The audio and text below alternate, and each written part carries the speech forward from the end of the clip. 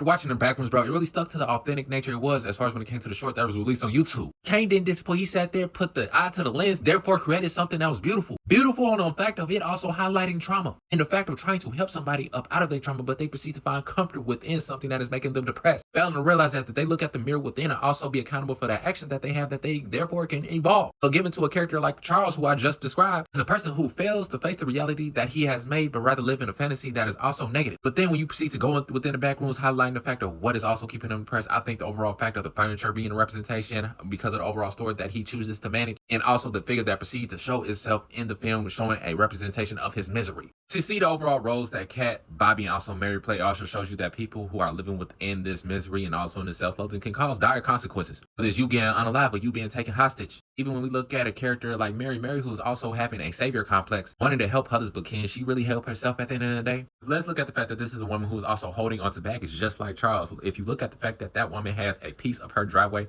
still in her hand from her childhood, it shows you a woman who is still holding on to what was. Another point this film emphasized was a breaking point. Charles being within his trauma as far as when we see him within the Backrooms and also taking Mary hostage, which leads Mary to have this overall breaking point as far as giving the necessary advice when it comes to Charles and his overall fact of his life. Even within that little moment, it really just shows you one thing, and I believe in his quote: you can lead a person to water, but you can't make them drink it. People have to want things for themselves. Even the actual setting fits the story within itself. Specifically, when we see minimalism, as far as within this film, giving it a sense of depression. As far as nothing that has given life to the overall community, as far as when you see the overall houses within the furniture store, which honestly gives me a hell on earth. But when it comes to the overall film, I can't wait to see what Kane is going to do, whether it's the Backrooms or any other project that he proceeds to have up under his belt.